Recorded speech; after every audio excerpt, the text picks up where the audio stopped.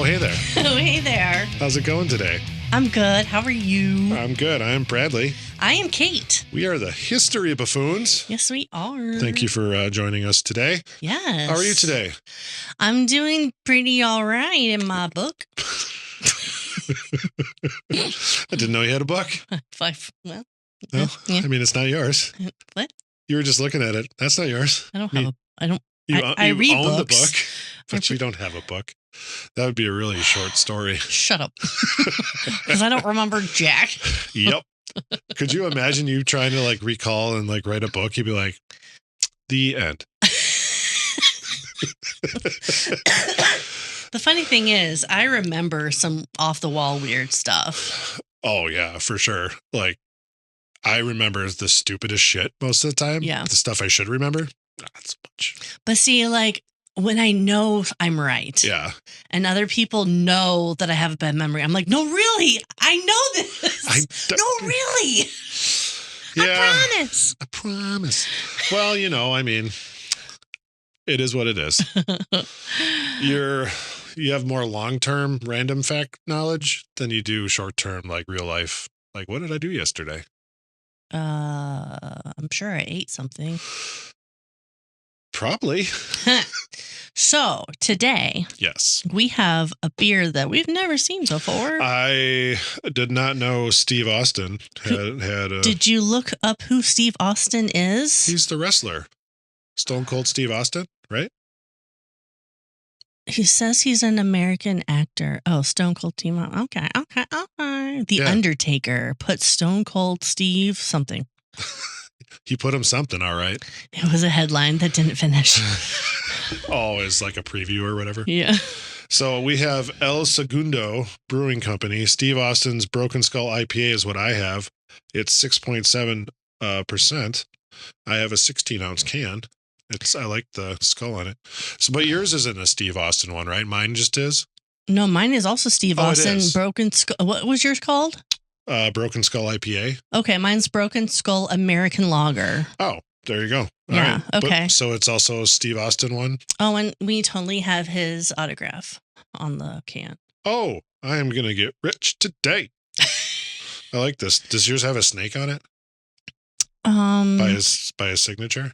Oh, yes. Yeah, Yes. Yes. I don't know. I like the can. It's got barbed wire on it. Okay, let me read what it says underneath his signature. It says, "This beer is the ultimate reward for a hard day's work.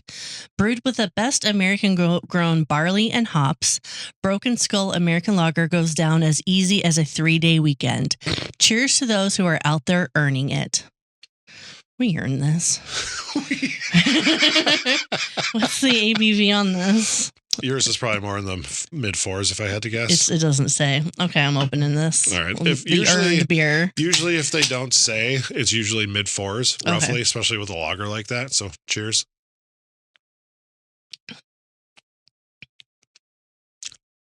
Hey. It's got some flavor. Yeah. I like it. I like it. That's the way. Wait, we can't sing, otherwise we have to get. No, wait. I don't know the rules. Okay. We're not going to test those. We are going to go to 14th century India. So in the 1300s. Yes. Good job. Thank you. That is really confusing for people who don't know.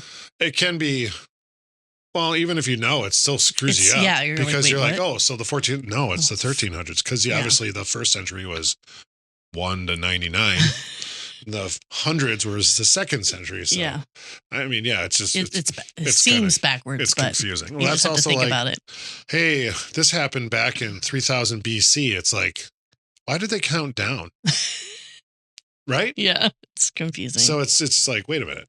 Okay, so 14th century India, people were talking about organized bands of killers prowling the highways, strangling travelers who had the misfortune of crossing their path. That sounds terrible. Sounds horrifying. Yeah, I wouldn't want to go that way. By the 1350s. Yeah. Okay, let me just pause that. Okay. There's a lot of pronunciations That you're going to get wrong. that I'm probably going to get wrong. It's not intentional. I did look them up as best I could Sure.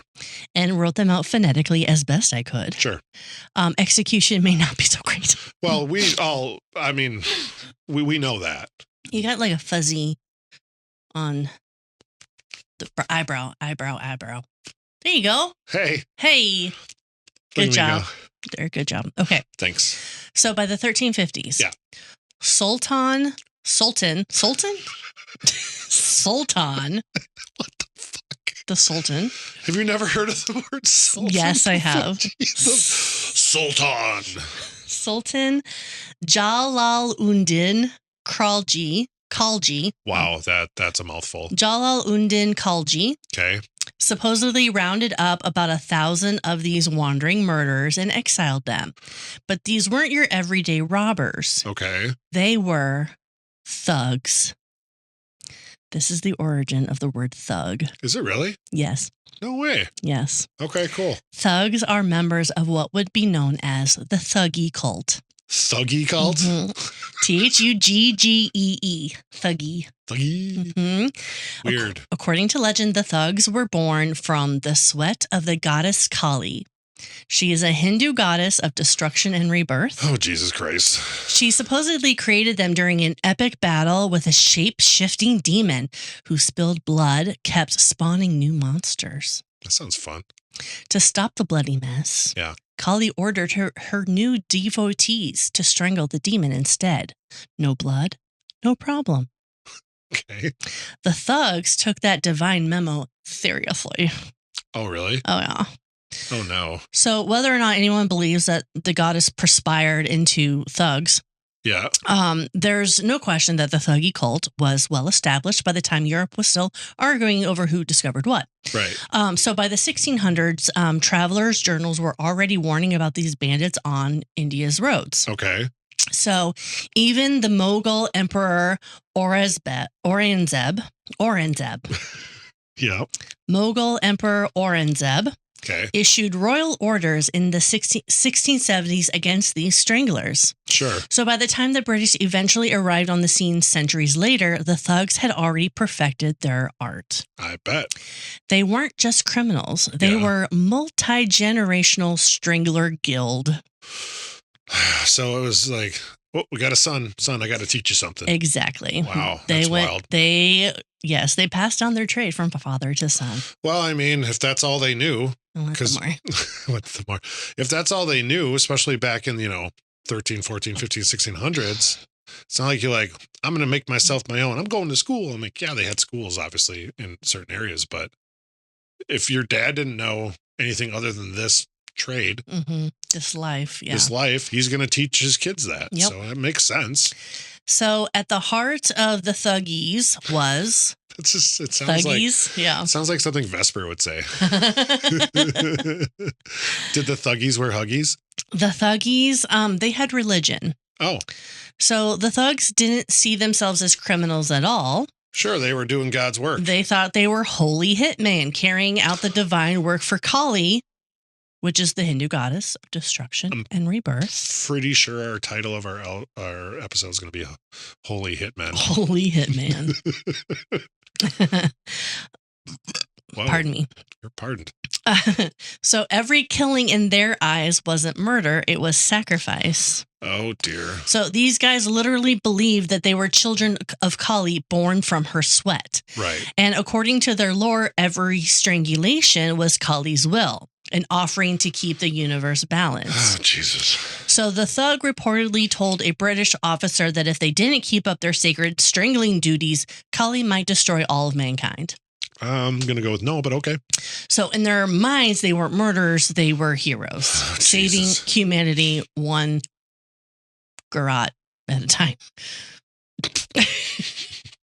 But not all of the thugs were Hindu. No. About a third of the thugs were Muslim, which makes the whole goddess worshiping thing a little bit more complicated. Right. So what did they do? They were pragmatic about it. Oh, good for them. The Muslim thugs often treated Kali as a kind of minor spirit they respected while privately sticking to their own faith. Sure. So they would say things like, I do not pray to her. but I worship her.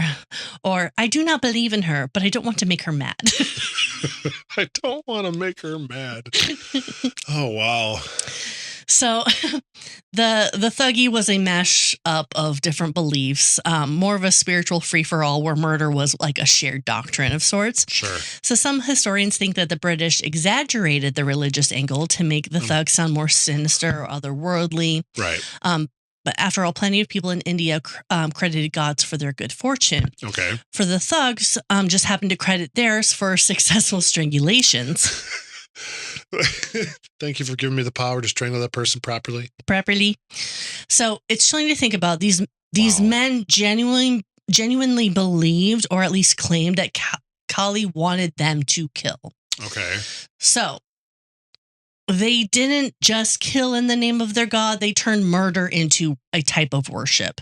Sure. So becoming a thug, like I had mentioned before, wasn't like a walking gig. Right. You didn't wake up one day and be like, I'm going to murder some people and become this Thuggee club. Thuggee club. Recruitment was fairly selective. Training was hands-on. Well, literally. I mean, that's what you used. And the organization kind of ran fairly like military-like. Okay. So each thug gang was in its own like traveling death squad. Death squad. Complete with ranks and titles. Right. The leader was known as jemadar. Okay. They would organize logistics, assign assignments, splitting profits, and making sure everyone pretty much stayed quiet and efficient. Wow. And below them were lieutenants and foot soldiers, referred to as privates in British reports. So not sure if it was actually Indian reports. Yeah, that was probably just what they call them. Okay. The setup looked like a paramilitary operation. Many thugs probably were ex-soldiers. Sure. Or like mercenaries who decided that crime suited him better. Exactly. Yeah. So the Thuggee wasn't just an organization. It was kind of a family business, as they were kind of born into the trade. So how, I don't know if you get into this, obviously, but so stop me if you do. How do they pick the people they killed? Just randomly? So they targeted travelers. Right. Yeah. So I'll kind of tell you how they do it. Okay. Yeah. So the old timers were called Azil thugs, meaning of pure lineage. Jeez. Sons followed fathers, uncles trained nephews, and families bonded over like technique. Like, how do we do it? You just Hey man, you gotta crush their windpipe. Outsiders could join if they showed promise. Like, hey, you've killed before. Man, I really like the way you strangle. Yeah, come on over here. Jesus fucking Christ. It's like, you kill really nicely. I think we got a job for you. I think we do. Like, what the fuck? So would they just loot the people they killed? Yeah. That doesn't sound very holy. Right? It doesn't. So the veterans were called gurus because, of course. Of course. They took on apprentices and taught them everything from building trust with travelers to slipping the noose with finesse. On the job training literally meant on the job training. All right, kid, today's lesson. Kill that person. How to make it look like an accident. See, like if you had to make it look like an accident, that's not doing it in the name of any kind of God. Yeah. That's just using that as a scapegoat to get away with what the fuck you're doing. Yeah. Wow. So some captured thugs confessed that occasionally children of murdered victims were spared and raised by the gang, groomed to grow up and keep the cycle going. Oh dear. Yeah, that's rough. That's extremely rough because like, hey, you killed my parents. Now I get to do what you do to other people. It's like, fuck that. There were a few female thugs, although they're pretty rare in the legends. Sure. Women were called barani, and high-ranking male thugs were baru. Still, it was mostly like a boys' club kind of a thing. Right. Makes sense. Yeah. The thugs had their own code language called Ramasi. Okay. It was a jumble of slang and code words that made no sense to outsiders. Sure. Which, get that. Yeah. So when they were on these like business trips, stalking their next victim, Ramasi let them plot right under everyone's nose, basically. Yeah. You could talk to whoever's in your group, blah, blah, blah. Like, we're going to get this person without that person ever fucking knowing. Ready the weapon. And it'd be like, "Jigababadoobadoo-doobadoo." Exactly right. That's a direct quote. That's right. Not at all. So they also followed like a few self-imposed rules. Sure. Kind of have to have that. Never kill close to home was a big one. Right. Didn't want to draw suspicion into your own backyard. Yep. They roamed far and wide across India, blending in with caravans and pilgrims and traders. And they did kind of had a code of ethics, or one that kind of passed as one. Okay. Thugs swore never to harm women, holy men, musicians, or dancers. So you're safe. I'm safe. Drummer. What did you do? I'm a woman. Oh. I was joking. Don't you get so mad about it? It was a joke. But when the situation called for it, yes, say a witness problem or inconvenient survivor, you gotta the rules would go out the window. Well, obviously, because you have to protect what you're doing, which is in the name of their. What was her name again? What was the spirit demon? Whatever. Kali. Kali. Yeah. That's fucking wild. I mean, look at all the stuff that's done in like God's name, though. Yeah. I mean, same thing, just different God or in their world. So, yeah. So the thugs didn't believe in like messy crime sprees or flashy ambushes. Their brand of murder was subtle, methodical, kind of creepily polite. Creepily polite. Typical bandits came crashing out of the bushes with swords and shouting. The thugs preferred something slower, something that began with a smile. Like a friendship. They'd start a friendship and be like, I'm killing you. What's that Annie song about smiling? Annie? Yeah. Dun, dun, dun, dun, like from the movie? Smile. Yeah. I don't know that movie that well. Oh, there's like the original Annie? Yeah, there's like a song about a smile. Anyway, their golden rule was to blend in. Right. They joined caravans of travelers on long journeys, merchant, pilgrims, trader, whatever the crowd was. Okay. The thugs would become a part of it. Sure. So around the campfire, they were the friendliest strangers that you'd ever meet. Right. They would share food. They would swap stories, crack jokes, and help a lending hand, help load a donkey or two. I don't know. Hey, man, you're having trouble with your donkey? I got you. Yeah. So days would pass like that. It wasn't like a run and gun. No, it was a slow con, a slower con. Yeah, slower con. Yeah. Yeah. Okay. Lots of small talk, lots of laughter. All the while, the thugs were like studying their marks. So right. No, it makes sense. Yeah, and they might even like mirror a traveler's customs, religion, or accent, whatever like would help build that trust. Okay. So then once the time was right, when the victims were relaxed, maybe the road was empty, there were no witnesses, the facade came off. Sure. At a prearranged signal, maybe a flick of a hand or a whispered word in their Ramasi, everything changed. Okay. One thug would grab the target from behind, while another whipped out a rumal. A rumal? Mm-hmm. And what is that? A length of cloth that looked harmless until it was looped around someone's neck and yanked tight. Gotcha. A rumal is a scarf. Oh. A scarf. Wow. Killed him with a scarf. Yes. Was it plaid? It looked, so accounts have said yellow. Other accounts have said tan or beige that might have like a yellow undertone. I don't think yellow hue, if you will. So it was a little bit lighterish color. Yes, but I think it's irrelevant. It's irrelevant, and I don't think it was standard. It was just some of the ones that I saw, yellow or beige. Tan. Yeah, right. Yeah. I mean, that'd be a shitty way to go. Killed by a handkerchief. So it looked harmless, and the scarves kind of looked like anyone could wear it in India. Sure. Maybe wiping sweat. Wiping their brow. Yeah. Wrapping food, covering their head. It was perfect. They didn't have to carry swords. There was no blood. There was no attention. Blow their nose in it. I mean, my dad does that. That still creeps me out. He always had really clean ones. Yeah, I know. And a lot of people do. Like, it's a very old-timey thing to do. At least people I know in my generation. Nope. Yeah. I also think it's gross as fuck. No offense to anybody. When the time came, Yeah. a thug would casually pull it from his shoulder and snap it would become a weapon. Oh, man. Sounds dangerous. The thugs were masters of strangulation. Well, I'd hope so. That's what they did. It was fast and it was silent. Right. So they usually tied a coin or a small stone into one end of the scarf So they can kind of whip it around. to create a weighted knot. Yep.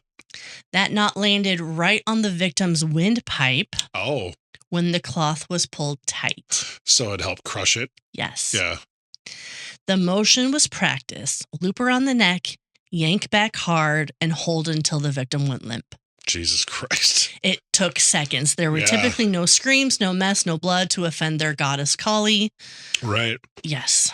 Wow. The scarf fit their spiritual logic as well. Okay. Kali's mythology says that when her enemy's blood touched the ground, it created more demons. Oh. So to prevent the cosmic disaster, the thugs believed that strangulation was sacred, a clean and divinely approved way to kill. Jesus Christ. Then even considered the rumal holy equipment, blessed before use. It wasn't just a weapon, it was a ritual tool.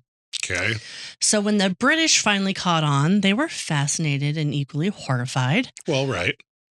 Yes. Reports of investigations go into like loving detail about this scarf technique. Mm-hmm. And one officer described watching a captured thug demonstrate how he could kill a man in under 10 seconds with a piece of cloth no longer than a belt. How did he demonstrate it? Did he actually kill somebody? I doubt it. God, that'd suck. Hey, Let me show you. Private blah, blah, blah.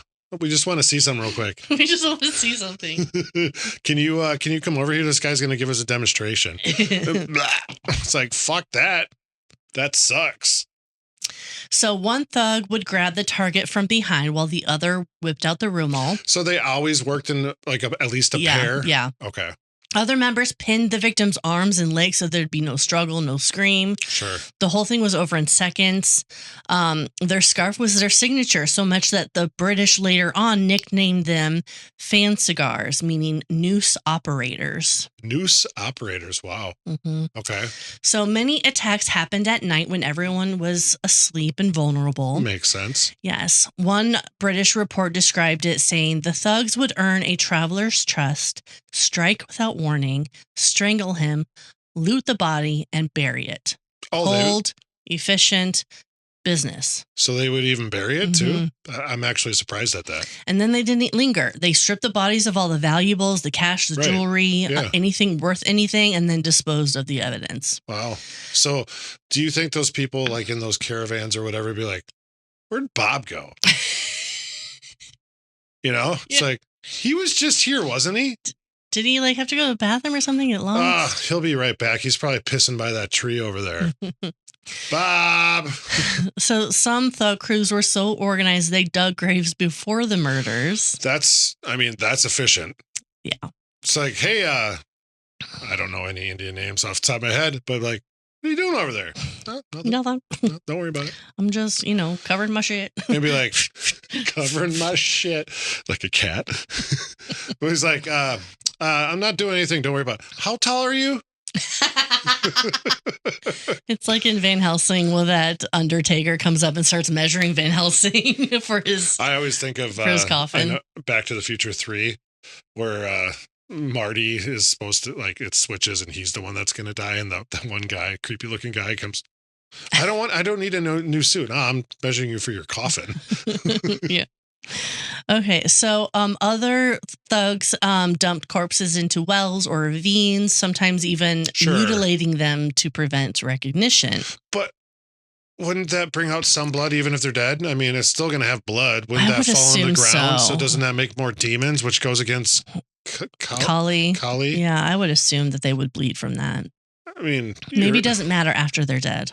I know blood, obviously, it's funny how much blood changes once it's not flowing. I get that. But depending on how quickly they do it, still going to be blood. Yes. Demons everywhere. So before setting out, they offered sweets or flowers to Kali, asking for her blessing for success. Oh, dear. Afterwards, they might share a meal and give thanks for her protection. Okay. If a victim looked particularly strong or suspicious, the thugs didn't mind adding a little chemistry into the mix. They carried datura, which is a hallucinogenic plant sacred to Shiva, but handy for spiking food and drink. Sure. One dose would leave the traveler dizzy and easy to manipulate. Right. Outwardly, the thugs carried a little bit more than a dagger or sword, so no one suspected a thing. So it was like a holy hitman roofie? Yeah. Interesting. Yeah, exactly. Holy Hitman Roofie. I'm going to write that one down. I'm going to write that one down. I mean, that's what it is, basically. It is, yeah. Okay, so by day, they were like model citizens. Sure. By night, they were an elite team of murderers with remarkable punctuality. Yep. Wow. That's just fucking wild. Yeah. I mean, all right. So over the centuries, rulers tried to stop them. The sultans, the Mughals, even local princes. The sultans. The sultans. Their shifting routes and tight secrecy made them pretty impossible to find. Yeah. Each gang operated far from home. But by the early 1800s, there was a new empire. The British Empire? The British East India Company. Yeah. The thugs were about to meet a whole new kind of enemy. Sure. By the 1830s, word of the Thuggee cult had shifted its way to the British. Okay. And colonial administrators were kind of fascinated by this. They were horrified, but they're like, this is really interesting. Yeah. A secret network of killers who worship a death goddess and strangled travelers on India's busiest roads. It sounded like a weird, like, Victorian horror novel. Yeah, for sure. Of course, the British decided this was a job for them. Oh. Because if it was one thing the empire loved more than tea, it was stamping out anything that looked uncivilized. Well, I mean, on their watch. It just still blows. I got this. Still blows my mind how much from one little island, not little, but you know, in relative speaking terms, how much those people got everywhere. They got their hands in some shit. They did. I mean, obviously, the United States is here because of them. Jamaica was under them. India, I mean, Australia was their castaways for fucking murderers and criminals and whatever. It's just fucking wild. Yeah. Sorry. So, enter Captain William Henry Sleeman. Sleeman first caught wind of the cult in the late 1820s. I like how you call it a cult. And it was when reports surfaced of missing travelers and a few captured stranglers in central India. Okay. So, the ambitious officer sensed an opportunity. Clean up a disastrous problem and make a name for himself in the process. Sure. Okay. By 1835, he convinced the powers that be that there really was a murderous brotherhood roaming the countryside, and got himself appointed head of the brand new Thuggee and Dacosity Department. That's a mouthful. Dacosity means an act of violent robbery committed by an armed gang. Like, literally, that's what the definition. Means. Yeah. Wow. Dakota.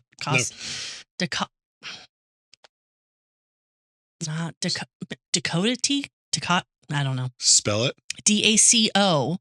Dacoity. Dacoity? Maybe. Dacoity? I am not what you would call a professional speaker. Dacoity? But anyway, the British essentially like created this department to hunt for stranglers. To eradicate the stranglers. Yes. Yeah. So, anyone wearing a scarf, Sleeman was set to work to find them. Oh, wow. Yes, he actually proved to be relentless. So, if they had a scarf on, was that kind of like... You're a target. I need to... let's have a word. Yeah. I mean, what if he knows that's what they kill with? Yeah. Why wouldn't you start there? Because appearance is the first thing you're going to see, obviously. Yeah. They're not going to give up their, hey, I got a couple questions for you. Do you kill people? Well, he actually came up with a brilliant move. Yeah. When he would catch one, he would actually make them turn against other killers. He would make them turn against each other. So how, God, my ear itches. Sorry. How would he do that? So in exchange for their lives, Okay, obviously. the informants would actually spill quite a bit. Names, maps, secret slang, burial sites. So Sleeman slowly began to piece together like this entire web of Thuggee gangs crisscrossing India. It's funny how like Sleeman slowly. Sleeman slowly, and I almost said Indiana, not in India. I mean, I don't know if you and I have actually driven through Indiana. It's pretty wild there. It's pretty wild. At least their roads suck. Traffic does, that is. Yeah. So between the mid 1830s and early 1840s, over 3,000 thugs were captured, arrested, or otherwise dealt with. Yeah. More than 400 were hanged. Oh, wow. Yes. Kind of poetic justice because Fitting. of the noose. Yeah. Yeah. 60 thugs were executed together in Jabalpur. Okay. And by 1839, the Thuggee network was basically crushed. Wow. Villages that had once quietly profited from the cult's loot suddenly found their cash flow drying up. Sure. To the British, Sleeman was a hero. Of course. He made India's roads safe again, a savior for travelers, the strangler of the stranglers.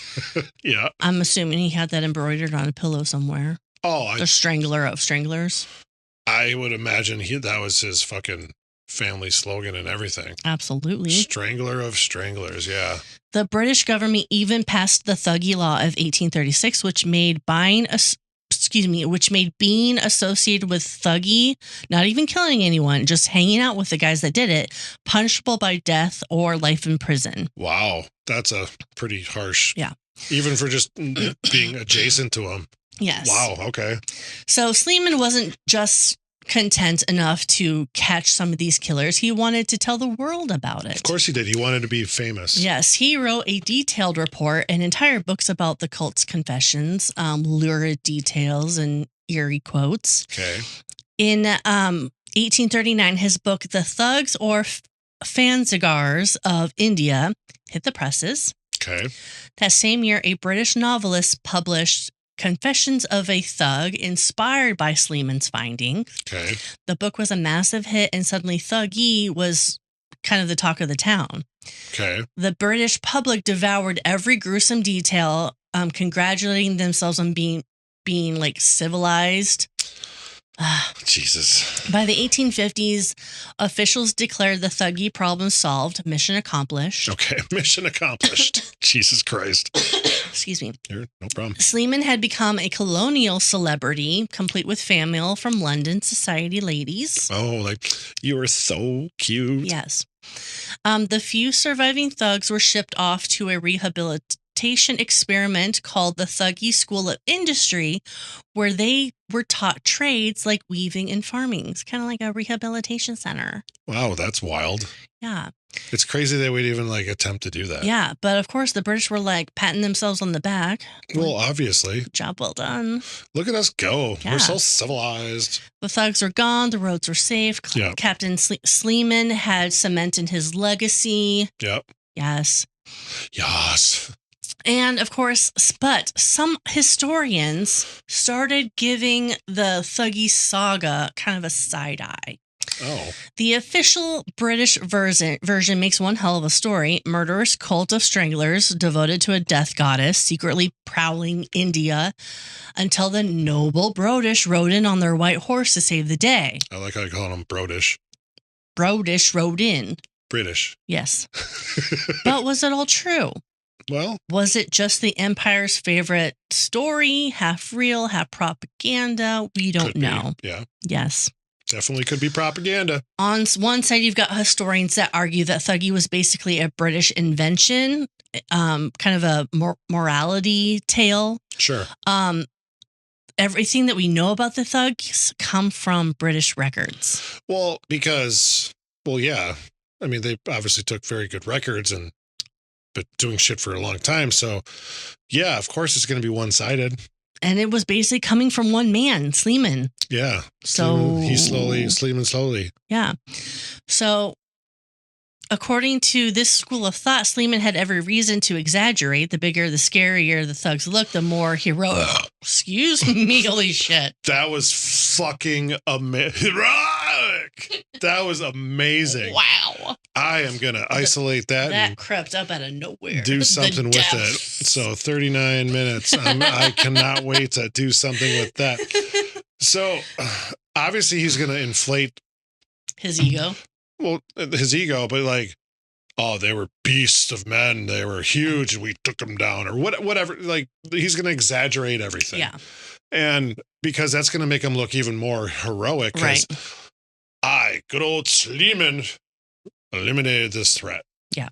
Because he just wanted to be famous. And to the British, he did something good. I mean, if this is really what it is and everything, fuck those people for just killing random people. Yeah. But anyways, he just wanted to be famous and cement his legacy. Like exactly. That's mine. I wish I would have said heroic when I said it. Or I did that. Okay, so this story kind of hit all the right buttons for Victorian readers back home, like a secret Kali worshipping death cult in India, exotic horror material. Right. Newspapers and novels couldn't get enough of it. To many scholars, it looked like the empire itself. Sure.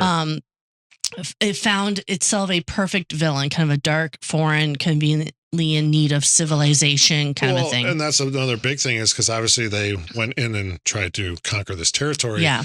And they're not like them. They're savages and blah, blah, blah, whatever. Potentially, yeah. As far as most of them concerned, because all these people reading this back in England, London, whatever, are like, I've never seen this, but oh my God, that's so scary. Thank God for what they did. Yeah. Because they don't fucking know better. Yeah. So the other camp of historians argue that, yes, the Thuggee was real, but just not quite as cinematic as Sleeman sold to London. Right. So the records from the 1830s show that something was happening. People were disappearing. Graves were found. Thousands of suspects were rounded up. Right. There's no way the whole thing was made up out of thin air. Sure. But what was more likely is that Thuggee was an organized banditry dressed up with religious flair. Right. So many of the captured thugs weren't zealots. They were professionals. Right. Killing travelers wasn't a ritual. It was a business model. Yeah. The talk of Kali and divine duty may have been more about group loyalty than genuine fanaticism. Sure. So some historians think that the cult of religion was really just a social glue to kind of keep them loyal and justify the blood on their hands. Right, for sure. So after compelling theory reframes Thuggee as an economical fallout from empire building, when the British marched across India, they disbanded countless local armies and militias, leaving thousands of soldiers unemployed. Right. And then those trained fighters still needed income. And guess what? Robbery was a transferable skill. Yep. And according to this view, Thuggee was born from job loss and opportunity. Sure. Soldiers turned mercenaries turned stranglers. Okay. Makes sense. I mean, you got to put food on the table.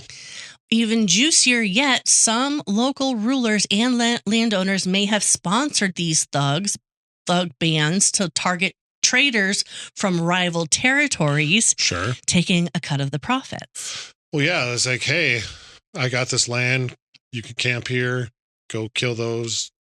They're fucking up my beef trade, whatever the fuck it was. I don't know. So, yeah, I mean, I could see people kind of backing him for that. Yeah.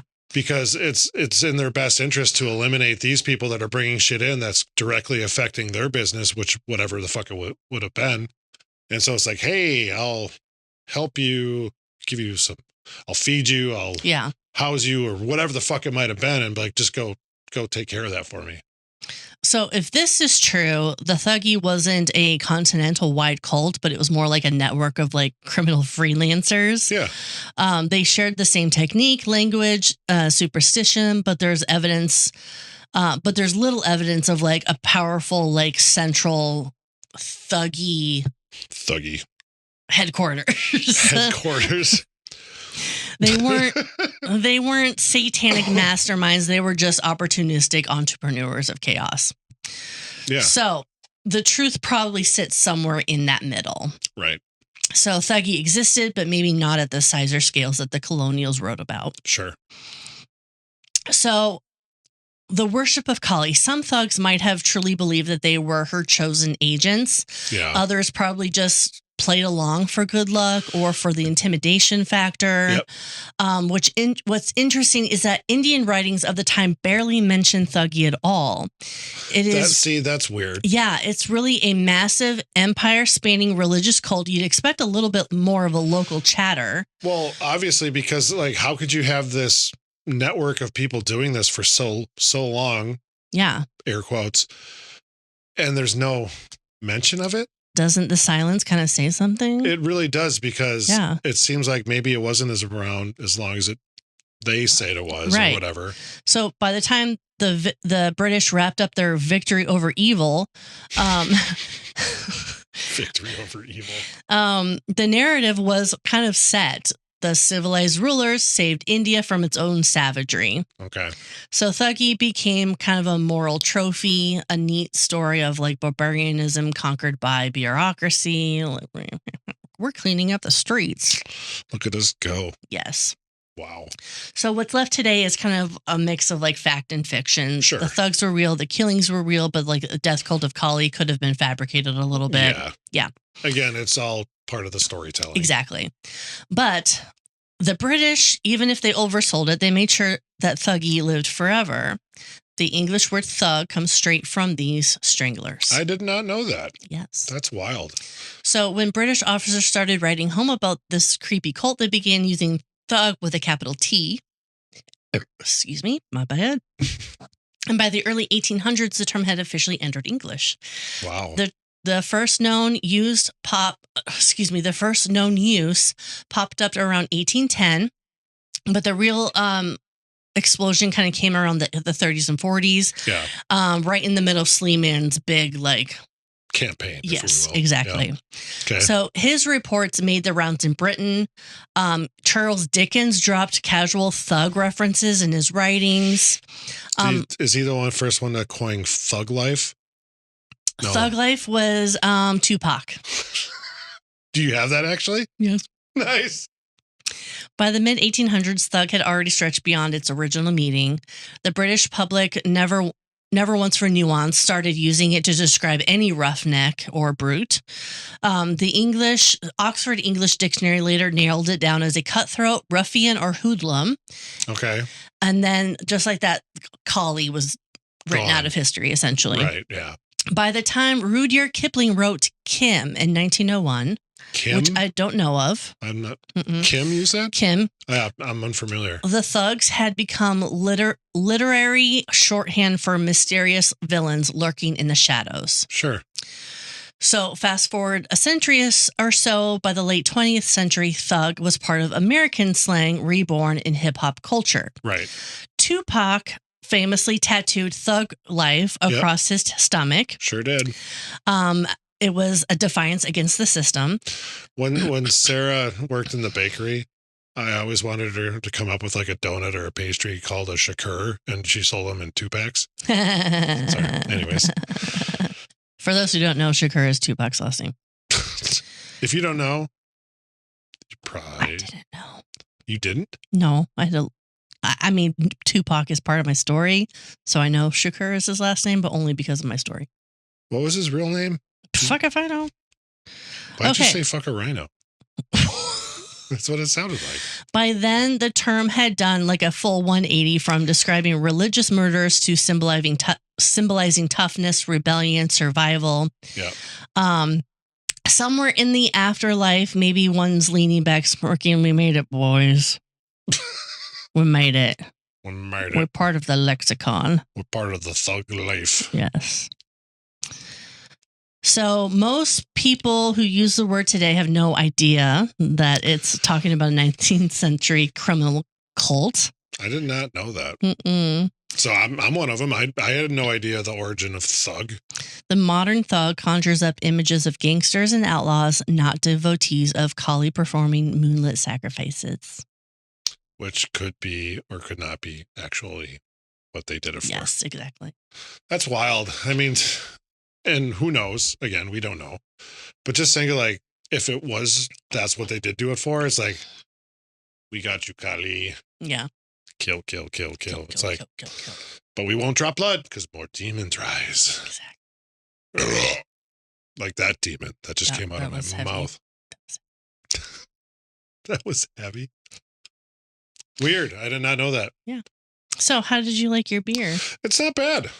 I don't mind it. How's yours? I like mine. Yeah. It's delicious. Did you know net contents is 1 pint? I didn't because it's 16 ounces. No, it's actually pretty decent. Good. It's not like a super heavy IPA or anything like ones I normally go for, but it's good. It's got some good flavor. So, and he's a wrestler, Stone Cold Steve Austin. Yeah. Like a WWE or like a UFC? WWE. Okay. I don't think he wrestles anymore. Probably not. I think he's retired. I think he's 60. Is that how old he is? I think so. Holy shit. I mean, that would make sense. Bald head, though. Mhm. He's like, he'd drink beers in the ring or whatever. Woody? Yeah. I think he used to like crush beers and stuff, whatever. I think. I was never a big wrestling fan, so Yeah. I know of him. I know of certain people. Undertaker, like you mentioned before, but I never followed it. So Yeah. it just wasn't my jam. Yeah. Well, my ears are hurting, Well, I suppose. all right, buffoons. That's it for today's episode. Buckle up because we've got another historical adventure waiting for you next time. Feeling hungry for more buffoonery?